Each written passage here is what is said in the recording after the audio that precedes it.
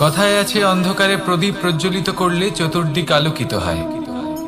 কিন্তু যদি এই প্রদীপ আমি সূর্যের আলোর সম্মুখে সকালবেলায় প্রজ্বলিত করে রেখে দিই, তাহলে কি হবে? আপনি বলবেন যে এটা করে তো কোনো লাভই হলো না। সূর্যের প্রকাশের সামনে এই প্রদীপ আসলে কিছুই নয়। এবার এই চিন্তা ভাবনা প্রত্যেক দিন করতে হবে, আর একটা অমূল্য শিক্ষা পেতে হবে। মনে করুন যে আপনি মহাপুরুষের সামনে বসে আছেন, কোনো মহাজ্ঞানীর সামনে। তাহলে সেই ব্যক্তির সামনে নিজের জ্ঞানের প্রদীপ প্রজ্বলিত করবেন না, নীরব থাকুন, আর সেই ব্যক্তির সূর্যের প্রকাশের মতো জ্ঞান প্রাপ্ত করুন। যতটা পারবেন জ্ঞান লাভ করুন। যদি এমন কোনো সময় এমন কোনো স্থানে আপনি আছেন যেখানে চতুর্দিক অন্ধকার, কারোর কাছেই জ্ঞান নেই, সেখানে নিজের জ্ঞানের প্রদীপ প্রজ্বলিত করুন। এমন করলে দুদিক থেকেই আপনার লাভ হবে। আপনার জ্ঞান প্রাপ্তিও হবে, আর জ্ঞানের সঠিক প্রয়োগও করতে পারবেন। আর এই মন প্রসন্ন হয়ে বলবে, রাধা রাধা। শক্তি অর্জন করা এতটা কঠিন নয় যতটা শক্তি লাভ করার পরে সেই শক্তি সামলানো কঠিন হয়।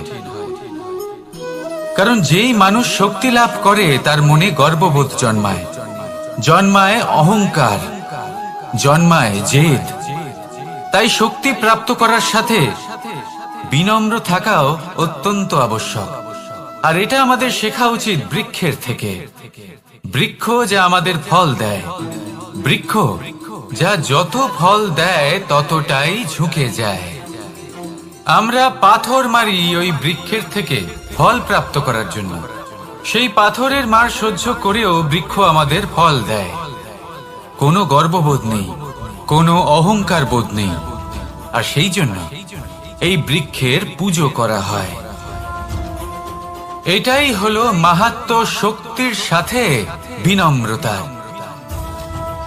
যদি এই শক্তি সৃজন করে থাকে, সাহায্য করে থাকে, সম্বল হয়ে থাকে, তবেই সেই শক্তি উপযুক্ত। আর নয়তো সেই শক্তি একদিন আপনাকে আসক্ত অবশ্যই করবে। তাহলে শক্তি অবশ্যই অর্জন করুন, কিন্তু তার সাথে সেই শক্তি সামলানোর মতো বিবেকও আপনাকে অবশ্যই জাগ্রত করতে হবে। তাহলে আসুন আমার সাথে ভালোবেসে বলুন, রাধা রাধা। কথায় আছে যে এমন কোনো অক্ষর নেই যার দ্বারা কোনো মন্ত্র হয় না। এমন কোনো বনস্পতি নেই যা নিজেই একটা ঔষধি নয়। পৃথিবীর এমন কোনো ব্যক্তি নেই যার মধ্যে কোনো যোগ্যতা থাকে না। শুধু প্রয়োজন হলো যে ব্যক্তিকে আমরা খুঁজে চলেছি তাকে সঠিকভাবে চিনে নেওয়া। যদি তার যোগ্যতা, তার বিশেষত্ব আমরা বুঝতেই না পারি, তাহলে আর লাভ কি রইল?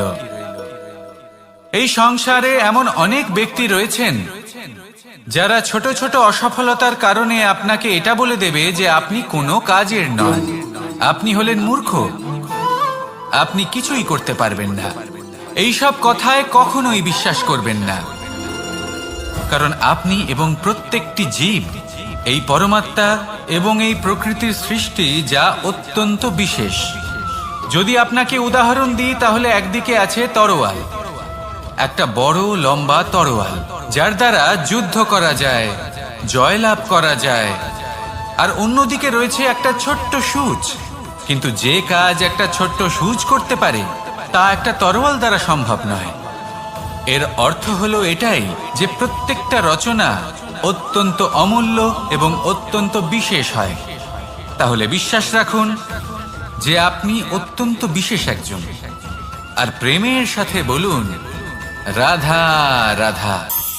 এই সংসারে আমরা প্রকাশ কোথা থেকে পাই? এর উত্তর বড়ই সরল। ভোরে যখন সূর্যোদয় হয়, তখন প্রকাশের কিরণ আমাদের ঘরে এসে পৌঁছয়। এইভাবেই আমরা প্রকাশ লাভ করি। এবার এই প্রকাশের আলোতেই আমরা সারাদিনের কাজ সম্পন্ন করি। সন্ধে হয়ে যায়, সূর্যাস্ত হয়ে যায়, আর আমাদের ঘর যাতে অন্ধকার না হয় তার জন্য আমরা একটা প্রদীপ প্রজ্বলিত করি। এটাই ঘটে আমাদের জীবনেও।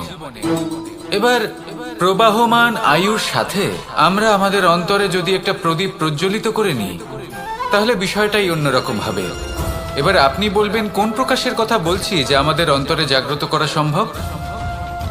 আমাদের আত্মার মাঝে প্রেমের প্রকাশ জাগ্রত করার কথা বলছি।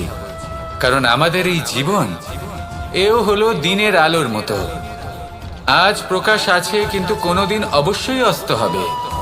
কিন্তু অস্ত হবার আগে যদি আমরা আমাদের আত্মার মাঝে প্রেমের এই প্রকাশ উজ্জ্বলিত করে নিই, তাহলে আমাদের সন্ধ্যাকালও আমরা আনন্দে এবং প্রেমে যাপন করব। তাহলে আসুন আর আমার সাথে ভালোবেসে বলুন, রাধা রাধা। ঘড়িটা দেখুন, ছোট ছোট রেশম দ্বারা তৈরি, এটা সরু সুতো দ্বারা তৈরি হয়েছে এটা, আর এ অত্যন্ত কোমলও বটে। আর আপনি চাইলে এটা সোজাও করে দিতে পারেন, আর চাইলে এটা বেঁকিয়েও দিতে পারেন, আর যদি চান তাহলে এটা গোল গোল করে বেঁধে কোথাও রেখেও দিতে পারেন।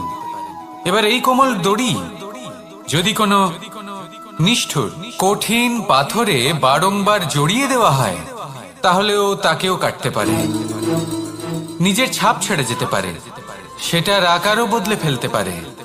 এবার এর কারণ কি? এর কারণ হলো অভ্যাস আর নিরন্তর প্রচেষ্টা। যদি আপনিও চেষ্টা করেন আর নিরন্তর কর্ম করে যান, তাহলে আপনার প্রারব্ধ পাথরের মতো কঠিনই হোক না কেন, তাতে ভাঙন ধরিয়েও আপনি নিজের লক্ষ্যে অবশ্যই পৌঁছতে পারবেন। একটা গুরুত্বপূর্ণ কথা মনে রাখবেন, সুকর্মের অভ্যাস আর নিরন্তর প্রয়াস, এই হলো সাফল্যের মন্ত্র।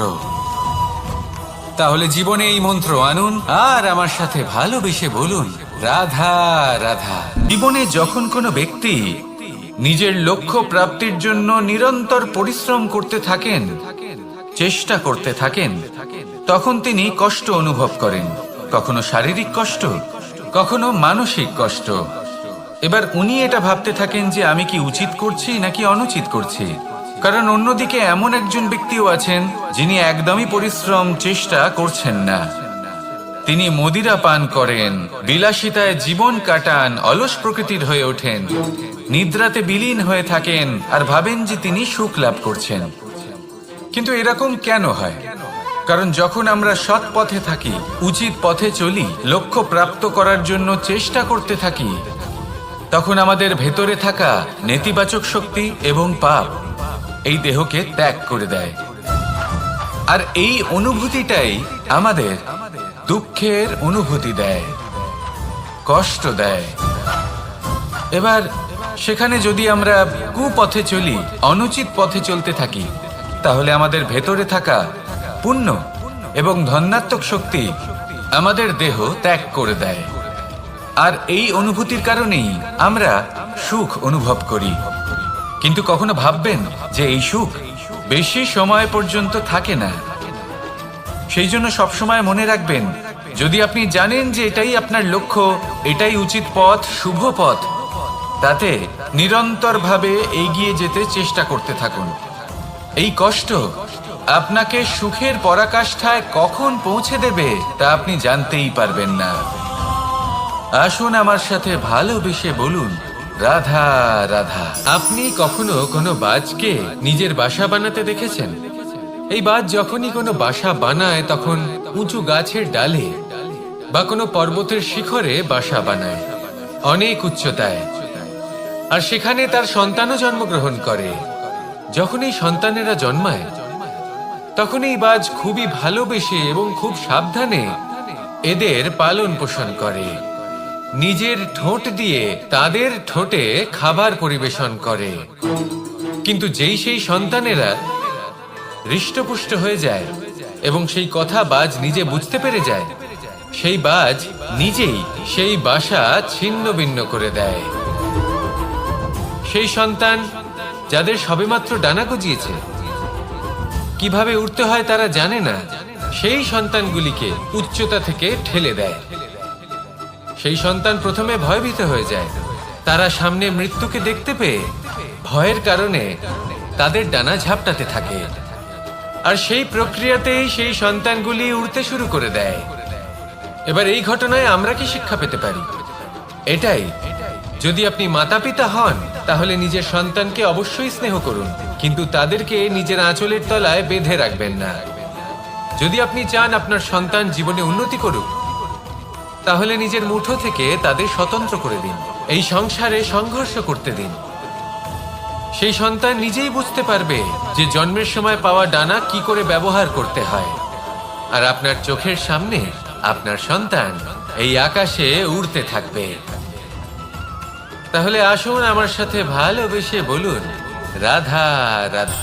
সংসারে কোনো বস্তু হোক বা ব্যক্তি হোক, তার একার গুরুত্ব কিন্তু খুব বেশি নয়। একটা উদাহরণ হিসেবে বৃষ্টির ফোঁটাকে ভেবে দেখুন। যদি একটি বৃষ্টির ফোঁটা হয় তাহলে তার খুব বেশি গুরুত্ব থাকে না, কিন্তু যখন সহস্র বৃষ্টির ফোঁটা মেঘের মধ্যে দিয়ে ঝরে পড়ে, তখন সেটা বর্ষার রূপ ধারণ করে। সেই বর্ষা যা এই প্রকৃতিকে শান্ত করে। সেইভাবেই পাথরের ছোট টুকরো, তার খুব বেশি গুরুত্ব থাকে না, কিন্তু যখন অসংখ্য পাথরের টুকরো একত্রিত হয় তখন তা পর্বতের আকার ধারণ করে। সেইভাবেই কিছু মানুষ যখন একত্রিত হন তখন তৈরি হয় পরিবার। কিছু পরিবার যখন একত্রিত হয় তখন তৈরি হয় সমাজ। যখন অনেক সংখ্যক সমাজ একত্রিত হয় তখন তৈরি হয় রাজ্য। এবার এই রাজ্যের সবথেকে গুরুত্বপূর্ণ ব্যক্তি হতে পারেন রাজা, কিন্তু তাও সেই রাজা একা কিছু করতে পারেন না। যুদ্ধ লড়ার সময় তারও নিজের সৈন্যদলকে প্রয়োজন পড়ে। কিন্তু এই সংসারে এমন একজন ব্যক্তি আছেন যিনি একাই সব কাজ করতে থাকেন, এবং সেই ব্যক্তি হলেন মা। আমাদের জীবনে একজন পিতার ভূমিকা কিন্তু নিঃসন্দেহে অমূল্য, কিন্তু আমাদের সকলের জীবনে যে ভূমিকা একজন মায়ের তা অন্য কারোর থাকে না। একজন মা একাই সন্তানকে বড় করতে পারেন, সংস্কারী করে তুলতে পারেন, তার জন্য পরিশ্রম করেন। আর এত কিছু কাজ করার পরেও তার কাজের জন্য তিনি প্রশংসা অবশ্য পান না। উল্টে যদি সেই সন্তান অনুচিত পথে চালিত হয়, অনুচিত কর্ম করে, তখন সেই মাকেই অপবাদের পাত্র হয়ে উঠতে হয়। আমাদের জীবনে মায়ের যোগদান কতটা সেটা বুঝুন। আপনাকে বড় করে তোলার জন্য উনি কতটা পরিশ্রম করেছেন সেটা বুঝুন। আজ থেকে, এখন থেকে, এই মুহূর্ত থেকে মাকে সম্মান করতে শিখুন। যখন সময় পাবেন, যখন সুযোগ হবে, তখন তার প্রশংসা করুন। ওনারও ভালো লাগবে। আর মায়ের এই মমতার জন্য, তার এই ভূমিকার জন্য আসুন সবাই মিলে আমরা তাকে প্রণাম করি, আর সকলে মিলে ভালোবেসে বলি, রাধা রাধা। এর মানসিকতা এমন হয় যে সে যতটা করে আশা করে যে তার থেকে অনেক বেশি তার বদলে সে পাবে। দেখুন, সবকিছুই আপনার ভাবনা চিন্তার উপর নির্ভর করছে। আপনি যদি ফলের বিষয়ে ভেবে কর্ম করতে থাকেন তাহলে সেটা অনুচিত। জীবনের আসল আনন্দ হলো নিজের কর্ম করতে থাকা, ফলের চিন্তা করা উচিত নয়। যদি আপনি এরকম ভাবেন যে আমি এতটা করছি, আমার এতটা পাওয়া উচিত, সেই ভাবনা অনুচিত। যদি আপনি সেবার মানসিকতা নিয়ে কর্ম করতে থাকেন, কর্মচক্রে প্রবাহিত হন, যদি আপনি এমন ভাবনা রাখেন যে আমি এতটা পাচ্ছি তাই এর থেকে অনেক বেশি আমি কর্ম করব, তাহলে নিশ্চিত রূপে আপনি যতটা করছেন তার থেকে অনেক বেশি আপনি পাবেন। আপনার আশার থেকে অনেক বেশি আপনি পাবেন। শুধু জীবনে অনেক বেশি কাজ করতে থাকুন, ফলের চিন্তা করবেন না। আর মনে রাখবেন, এই ভাবনাই সব থেকে বড় বীজ। কর্মের উপর বিশ্বাস রাখুন। জীবনে যা যা আপনি চান সবই সুখময় হবে। আসুন আর আমার সাথে ভালোবেসে বলুন, রাধা রাধা। ভোজন। এবার ভোজন সংগ্রহ করার জন্য মানুষ কি না করেন, সব সময় চেষ্টা করতে থাকেন। ফসল উৎপাদনের জন্য অনেক পরিশ্রম করতে থাকেন, কিন্তু অনেক সময় অনেক পরিশ্রম করার পরেও ফসল ভালো উৎপাদন হয় না। এর কারণ কি? কারণ হলো এটাই যে আপনি পরিশ্রম হয়তো অনেক করেছেন, কিন্তু আপনার নজর তো সেই বীজের দিকে ছিলই না যা আপনি রোপণ করেছেন। সেই জন্য সব সময় কোনো বীজ রোপণ করার আগে তাকে পরখ করে দেখুন। তা অত্যন্ত আবশ্যক। আর সেইভাবেই যখনই কোনো কর্মের প্রশ্ন আসে, তাহলে সেখানে শুধুমাত্র পরিশ্রম যথেষ্ট নয়। সেই কাজের প্রতি আপনার কর্তব্য কি, আপনার উদ্দেশ্য কি, সেটা জানা হলো অত্যন্ত গুরুত্বপূর্ণ। তাই কর্ম করুন, কিন্তু সেই কর্মের প্রতি আপনার যা উদ্দেশ্য তার মাহাত্ম্য বুঝতে চেষ্টা করুন। তাহলে আসুন আমার সাথে ভালোবেসে বলুন, রাধা রাধা। জীবনে যখন কোনো ব্যক্তি নিজের লক্ষ্য প্রাপ্তির জন্য নিরন্তর পরিশ্রম করতে থাকেন, চেষ্টা করতে থাকেন, তখন তিনি কষ্ট অনুভব করেন, কখনো শারীরিক কষ্ট, কখনো মানসিক কষ্ট। এবার উনি এটা ভাবতে থাকেন যে আমি কি উচিত করছি নাকি অনুচিত করছি। কারণ অন্যদিকে এমন একজন ব্যক্তিও আছেন যিনি একদমই পরিশ্রম চেষ্টা করছেন না। তিনি মদিরা পান করেন, বিলাসিতায় জীবন কাটান, অলস প্রকৃতির হয়ে ওঠেন, নিদ্রাতে বিলীন হয়ে থাকেন আর ভাবেন যে তিনি সুখ লাভ করছেন। কিন্তু এরকম কেন হয়? কারণ যখন আমরা সৎ পথে থাকি, উচিত পথে চলি, লক্ষ্য প্রাপ্ত করার জন্য চেষ্টা করতে থাকি, তখন আমাদের ভেতরে থাকা নেতিবাচক শক্তি এবং পাপ এই দেহকে ত্যাগ করে দেয়। আর এই অনুভূতিটাই আমাদের দুঃখের অনুভূতি দেয়, কষ্ট দেয়। এবার সেখানে যদি আমরা কুপথে চলি, অনুচিত পথে চলতে থাকি, তাহলে আমাদের ভেতরে থাকা পুণ্য এবং ধনাত্মক শক্তি আমাদের দেহ ত্যাগ করে দেয়। আর এই অনুভূতির কারণেই আমরা সুখ অনুভব করি। কিন্তু কখনো ভাববেন যে এই সুখ বেশি সময় পর্যন্ত থাকে না। সেই জন্য সবসময় মনে রাখবেন, যদি আপনি জানেন যে এটাই আপনার লক্ষ্য, এটাই উচিত পথ, শুভ পথ, তাতে নিরন্তরভাবে এগিয়ে যেতে চেষ্টা করতে থাকুন। এই কষ্ট আপনাকে সুখের পরাকাষ্ঠায় কখন পৌঁছে দেবে তা আপনি জানতেই পারবেন না। আসুন আমার সাথে ভালোবেসে বলুন, রাধা রাধা। আমাদের শরীর প্রকৃতির সর্বশ্রেষ্ঠ রচনা। যে অঙ্গ প্রত্যঙ্গ আমরা লাভ করেছি, প্রত্যেকটির মধ্যে একটি নিজস্ব বার্তা রয়েছে। একটু ভেবে দেখুন, দুটি চোখ দিয়েছে দেখার জন্য, দুটি কান দিয়েছে শোনার জন্য, নাসিকাও আছে দুটি, দুটি হাত দিয়েছে দ্বিগুণ পরিশ্রম করার জন্য। কিন্তু জীব শুধুমাত্র একটি। তার উপরেও তীক্ষ্ণ বলিষ্ঠ দাঁত দিয়েছে তার রক্ষার জন্য। কখনো ভেবে দেখেছেন কেন?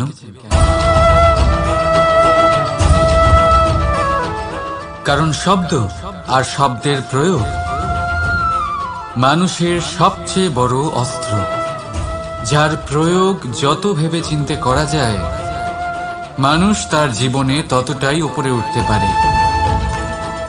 তাহলে মনে রাখুন, দেখুন, শুনুন আর বুঝুন বেশি, বলুন কম। রাধা রাধা।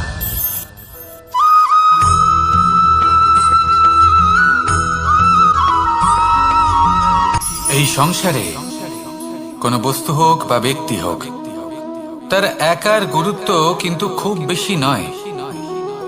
একটা উদাহরণ হিসেবে বৃষ্টির ফোঁটাকে ভেবে দেখুন। যদি একটি বৃষ্টির ফোঁটা হয় তাহলে তার খুব বেশি গুরুত্ব থাকে না। কিন্তু যখন সহস্র বৃষ্টির ফোঁটা মেঘের মধ্যে দিয়ে ঝরে পড়ে, তখন সেটা বর্ষার রূপ ধারণ করে। সেই বর্ষা যা এই প্রকৃতিকে শান্ত করে। সেইভাবেই পাথরের ছোট টুকরো, তার খুব বেশি গুরুত্ব থাকে না। কিন্তু যখন অসংখ্য পাথরের টুকরো একত্রিত হয়, তখন তা পর্বতের আকার ধারণ করে। সেইভাবেই কিছু মানুষ যখন একত্রিত হন, তখন তৈরি হয় পরিবার। কিছু পরিবার যখন একত্রিত হয়, তখন তৈরি হয় সমাজ।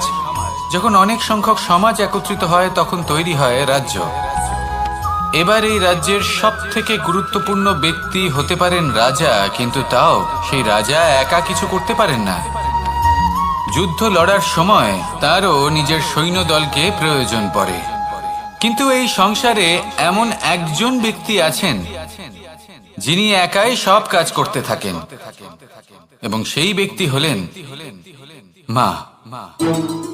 আমাদের জীবনে একজন পিতার ভূমিকা কিন্তু নিঃসন্দেহে অমূল্য, কিন্তু আমাদের সকলের জীবনে যে ভূমিকা একজন মায়ের তা অন্য কারোর থাকে না। একজন মা একাই সন্তানকে বড় করতে পারেন, সংস্কারী করে তুলতে পারেন, তার জন্য পরিশ্রম করেন। আর এত কিছু কাজ করার পরেও তার কাজের জন্য তিনি প্রশংসা অবশ্য পান না। উল্টে যদি সেই সন্তান অনুচিত পথে চালিত হয়, অনুচিত কর্ম করে, তখন সেই মাকেই অপবাদের পাত্র হয়ে উঠতে হয়। আমাদের জীবনে মায়ের যোগদান কতটা সেটা বুঝুন। আপনাকে বড় করে তোলার জন্য উনি কতটা পরিশ্রম করেছেন সেটা বুঝুন। আজ থেকে, এখন থেকে, এই মুহূর্ত থেকে মাকে সম্মান করতে শিখুন। যখন সময় পাবেন, যখন সুযোগ হবে, তখন তার প্রশংসা করুন, ওনারও ভালো লাগবে। আর মায়ের এই মমতার জন্য, তার এই ভূমিকার জন্য আসুন সবাই মিলে আমরা তাকে প্রণাম করি, আর সকলে মিলে ভালোবেসে বলি, রাধা রাধা।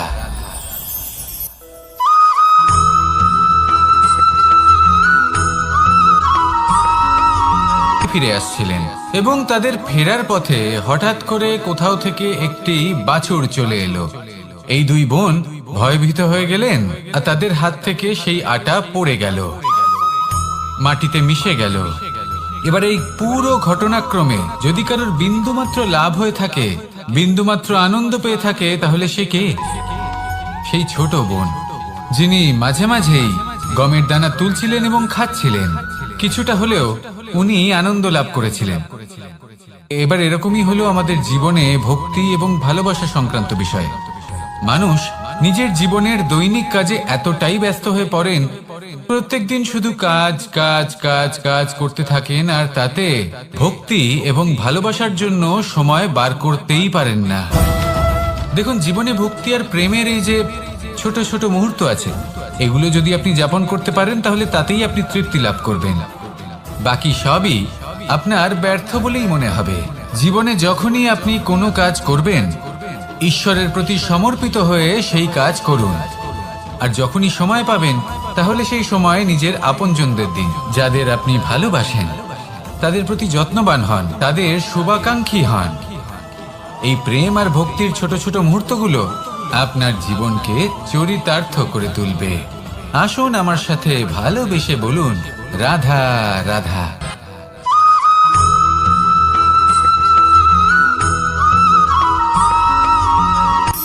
শক্তি, শক্তি অর্জন করা এতটা কঠিন নয় যতটা শক্তি লাভ করার পরে সেই শক্তি সামলানো কঠিন হয়। কারণ যেই মানুষ শক্তি লাভ করে, তার মনে গর্ববোধ জন্মায়, জন্মায় অহংকার, জন্মায় জেদ। তাই শক্তি প্রাপ্ত করার সাথে বিনম্র থাকাও অত্যন্ত আবশ্যক। আর এটা আমাদের শেখা উচিত বৃক্ষের থেকে। বৃক্ষ যা আমাদের ফল দেয়, বৃক্ষ যা যত ফল দেয় ততটাই ঝুঁকে যায়। আমরা পাথর মারি ওই বৃক্ষের থেকে ফল প্রাপ্ত করার জন্য। সেই পাথরের মার সহ্য করেও বৃক্ষ আমাদের ফল দেয়। কোনো গর্ববোধ নেই, কোনো অহংকার বোধ নেই। আর সেই জন্য এই বৃক্ষের পুজো করা হয়। এটাই হলো মাহাত্ম্য শক্তির সাথে বিনম্রতার। যদি এই শক্তি সৃজন করে থাকে, সাহায্য করে থাকে, সম্বল হয়ে থাকে, তবেই সেই শক্তি উপযুক্ত। আর নয়তো সেই শক্তি একদিন আপনাকে আসক্ত অবশ্যই করবে। তাহলে শক্তি অবশ্যই অর্জন করুন, কিন্তু তার সাথে সেই শক্তি সামলানোর মতো বিবেকও আপনাকে অবশ্যই জাগ্রত করতে হবে। তাহলে আসুন আমার সাথে ভালোবেসে বলুন, রাধা রাধা।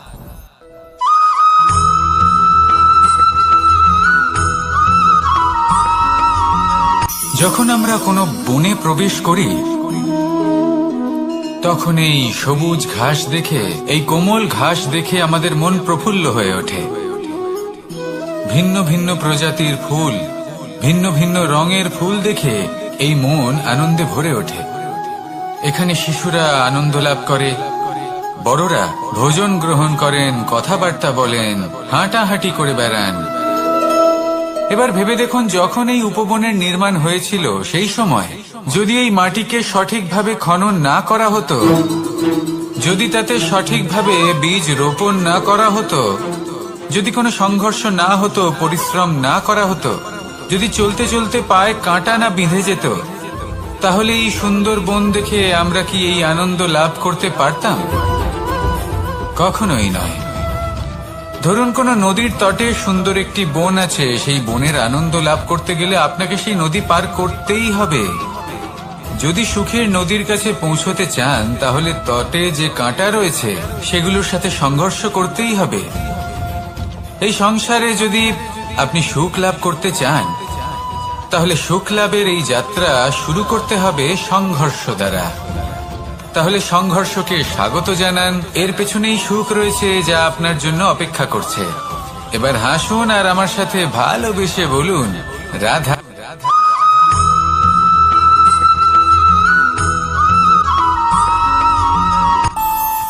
আমাদের মনে যখন কোনো প্রশ্ন ওঠে, কোনো দ্বন্দ্ব জাগে, তখন আমরা যাই আমাদের গুরুর কাছে, আমাদের আরাধ্যের কাছে গিয়ে জিজ্ঞেস করি। এইভাবেই একদিন আমি পৌঁছলাম আমার আরাধ্যের কাছে, আমার মহাদেবের কাছে, আর ওনাকে প্রশ্ন করলাম যে মহাদেব, জীবনে আনন্দ পাওয়ার, উৎসব পালনের, প্রেম ভাগ করে নেবার, জীবনকে উপভোগ করে নেওয়ার সর্বশ্রেষ্ঠ সময় কোনটা? মহাদেব হাসলেন আর উনি বললেন, জীবনে উৎসব পালনের সব থেকে শ্রেষ্ঠ দিন হলো মৃত্যুর ঠিক আগের দিনটা। প্রেম ভাগ করে নেওয়ার সব থেকে শ্রেষ্ঠ মুহূর্ত হলো মৃত্যুর ঠিক আগের মুহূর্ত। জীবনকে উপভোগ করে নেওয়ার সর্বশ্রেষ্ঠ প্রহর হলো মৃত্যুর এক প্রহর পূর্বে। তখন আমি চমকে গেলাম। আমি বললাম, কিন্তু মহাদেব, মৃত্যু তো অনিশ্চিত, আমরা জানিও না কবে আমাদের মৃত্যু হবে। মহাদেব আবার হাসলেন। উনি বললেন যে যদি আমরা এভাবে জীবন কাটাই যে আমরা জীবনের প্রত্যেক দিন, প্রত্যেক মুহূর্ত, প্রত্যেক প্রহর শেষ বলে মনে করি, তাহলে আমাদের সমস্ত জীবন আনন্দের সাথেই অতিবাহিত হবে। কি বলেন?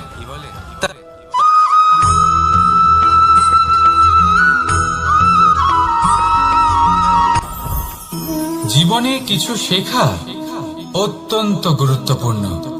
এবার কি কি শিখতে হবে সেই সব শেখানোর জন্য অনেক শিক্ষক রয়েছেন, কিন্তু কি শিখবেন না আর কি করবেন না, এটা আমাদের নিজের অভিজ্ঞতা দিয়ে শিখতে হয়। কিন্তু তার মানে এটা নয় যে যদি আপনাকে শিখতে হয় যে আগুনের তাপ কতটা, আপনাকে আগুনের মধ্যে হাত দিতে হবে। না, অন্য কারোর অভিজ্ঞতা দ্বারাও শিখতে পারেন।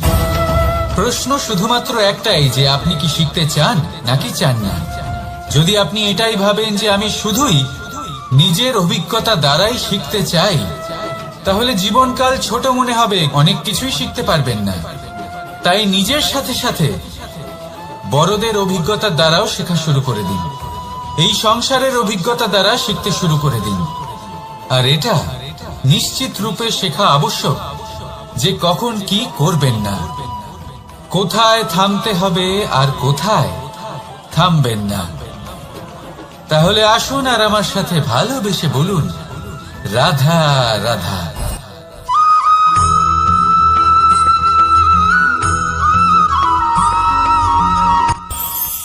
এই সংসারে আমরা প্রকাশ কোথা থেকে পাই?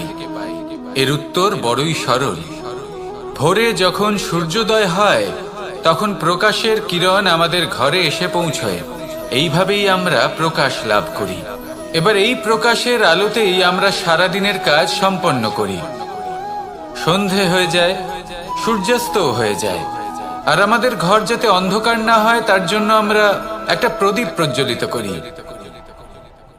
এটাই ঘটে আমাদের জীবনেও। এবার প্রবাহমান আয়ুর সাথে আমরা আমাদের অন্তরে যদি একটা প্রদীপ প্রজ্বলিত করে নিই, তাহলে বিষয়টাই অন্যরকম হবে। এবার আপনি বলবেন, কোন প্রকাশের কথা বলছি যা আমাদের অন্তরে জাগ্রত করা সম্ভব? আমাদের আত্মার মাঝে প্রেমের প্রকাশ জাগ্রত করার কথা বলছি, কারণ আমাদের এই জীবন এও হলো দিনের আলোর মতো। আজ প্রকাশ আছে, কিন্তু কোনোদিন অবশ্যই অস্ত হবে। কিন্তু অস্ত হবার আগে যদি আমরা আমাদের আত্মার মাঝে প্রেমের এই প্রকাশ উজ্জ্বলিত করে নিই, তাহলে আমাদের সন্ধ্যাকালও আমরা আনন্দে এবং প্রেমে যাপন করব। তাহলে আসুন আর আমার সাথে ভালোবেসে বলুন, রাধা রাধা।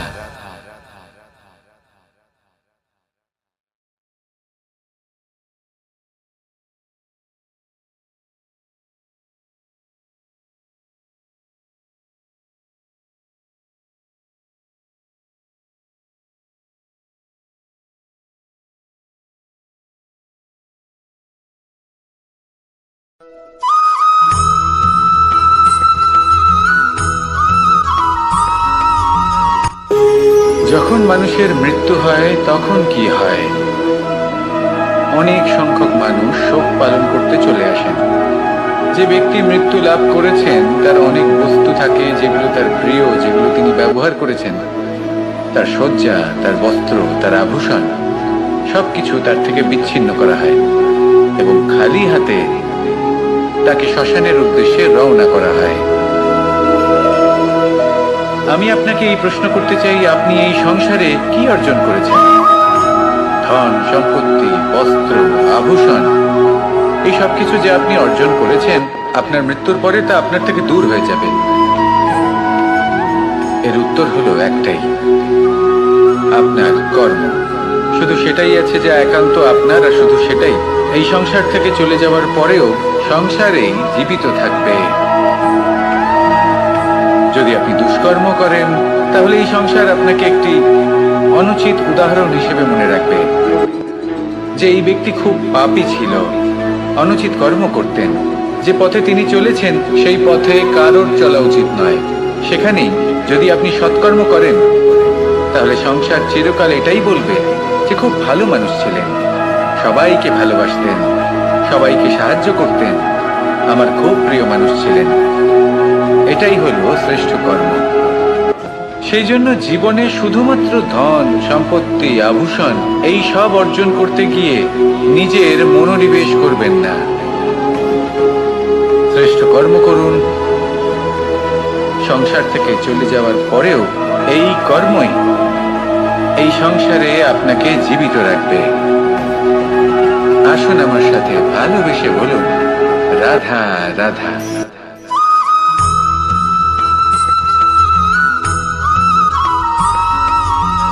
এই সংসারে প্রত্যেক মানুষ এটাই চান যে তিনি যেন ধনবান হন, আর্থিক অবস্থা তার ভালো থাকে, ওনার বাড়িতে লক্ষ্মীর আগমন হয়। কিন্তু সেটা হবে কি করে, সেটাই হলো প্রশ্ন। কেউ বলেন যে যদি পরিশ্রম করো তাহলে ধন অর্জন সম্ভব, কেউ বলেন যে যদি বিদ্যা লাভ হয় তবেই ধন অর্জন সম্ভব, কেউ বলেন যে যদি বলশালী হও তবেই সম্পন্ন থাকবে।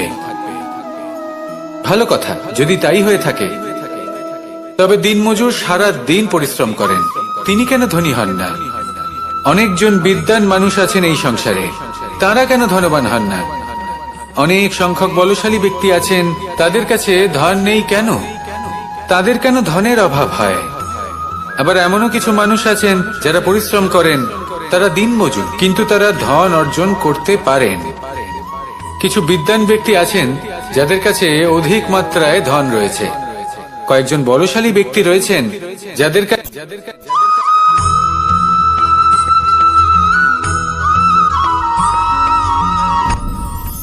আপনি কি কখনো কোনো জলের ধারা দেখেছেন?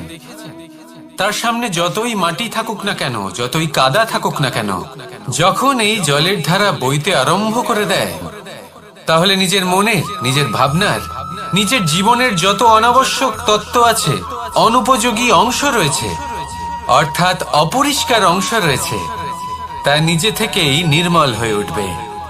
আর যেরকম জলের ধারা কখনো থেমে থাকে না, সব সময় বয়ে চলে, সেইভাবে আপনিও কখনোই থামবেন না, সবসময় বয়ে চলুন, এগোতে থাকুন। পথে যদি অনেক বিপদ আসে, সমস্যা আসে, থামবেন না, তার উপর নিরন্তর প্রহার করুন, নিরন্তর প্রয়াস করুন আর অগ্রসর হন। আপনি ভেবে দেখুন, এই জলের ধারা কখনো থেমে থাকে না, সবসময় বয়ে চলে। বিপদের সম্মুখীন হয়ে তাকে সাথে বয়ে নিয়ে চলে। সেই জন্য জলের ধারা, প্রবাহমান এই ধারা, এর থেকে কখনো দুর্গন্ধ আসে না, এতে কখনো ময়লা জমতে পারে না, বরং পালিত হয় সুন্দর প্রাণবন্ত জীবজন্তু, যেমন সুন্দর ছোট মাছ। তাই আপনিও এটাই করুন, কখনো থামবেন না, শুধু চলতে থাকুন, জলের ধারার মতো বইতে থাকুন। আপনি আপনার লক্ষ্য অবশ্যই খুঁজে পাবেন, আর তার সাথে নিজের অন্তরের যে মালিন্য রয়েছে তা আপনি নিজেই নিজের থেকে দূরে করে দেবেন। তাহলে আসুন আর আমার সাথে ভালোবেসে বলুন, রাধা রাধা।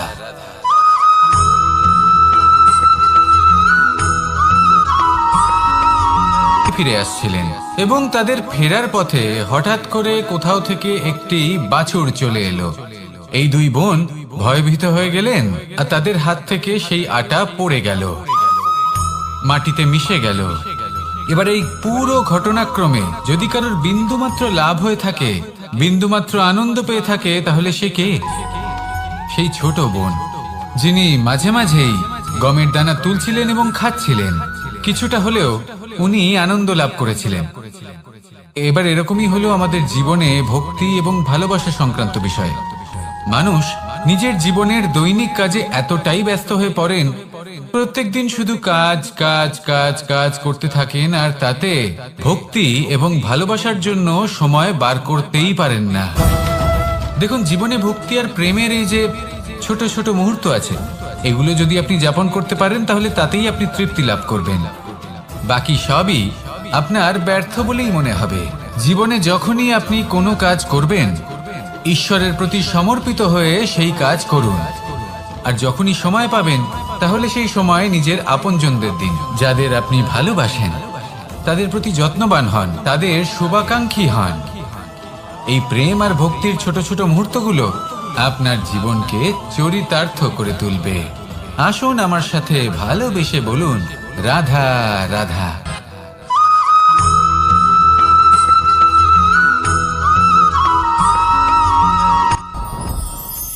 সাথী, সাথী এই শব্দটির ব্যাখ্যা কে কিভাবে করে? মিত্র, সখা, বন্ধু। কিন্তু অর্থ একটাই, তিনি যিনি আপনার সঙ্গী হন আর তিনি যার সাথী আপনি হন।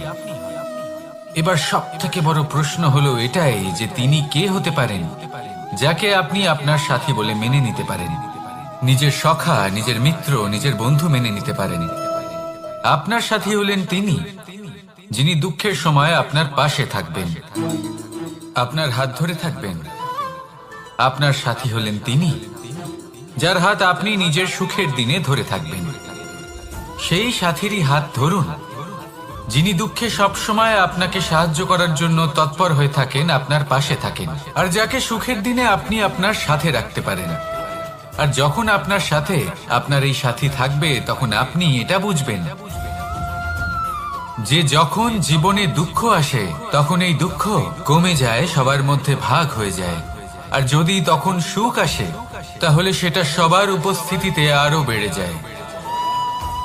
এটাই হলো প্রেম, এটাই হলো ভালোবাসা, এটাই হলো সঙ্গ, যেমন সম্পর্ক আমার আর রাধার মাঝে। তাহলে আসুন আর আমার সাথে ভালোবেসে বলুন, রাধা রাধা।